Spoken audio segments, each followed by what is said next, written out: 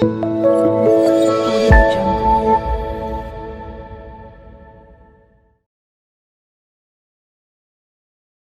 for finding the good balance, what we do in that case, what happens, like if you see like you have a high bias means like training error is more, training error is high, let's say. So what you do, you increase more features. So if you remember by example, like if you increase more feature, then you are giving more and more information to the model that let's say if take the example of let's say happiness and wealth I was talking about. So in that, let's say happiness is there and wealth is one parameter right now I'm taking. Let's say I take another parameter there, maybe some kind of like peace of mind or A's kind of thing. These things if I add to that, and then see, okay, now if I am able to uh, predict that happiness parameter, so I'm increasing the if features, I'm increasing more and more signals, giving more and more signal to my model, and it is now reducing my bias. So when we are increasing the features, my bias will slowly eventually go down. But we cannot add like lot of features, then high variance problem will come, right?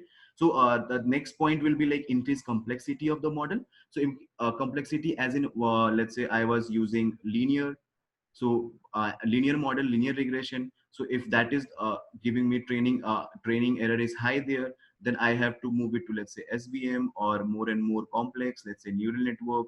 These kind of algorithms slowly you pick up because you have to get more and more information from your training data.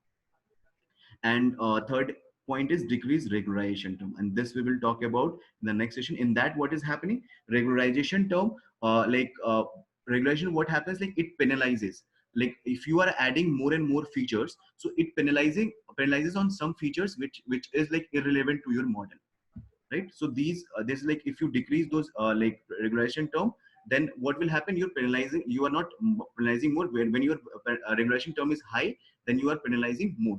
So here what you have to do, you have to less penalize it because you are penalizing more, that's why high bias is coming up.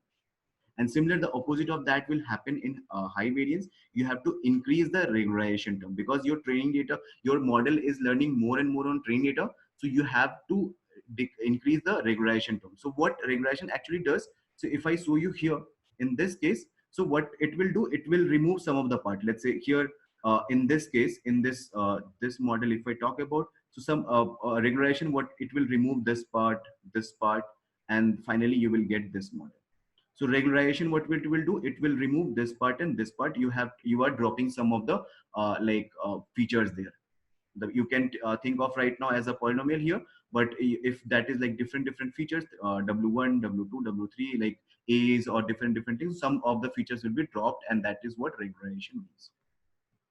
All right, so these are the three things. And second is feature selection. If you are increasing regularization term, that is one way you can do the feature selection part. When you have 100, 200 features and it is creating high variance because of all the signals you are getting from the train data, so that what you have to do, you have to take the fixed set of or like best set of features there, which will give you the good balance between high bias and variance.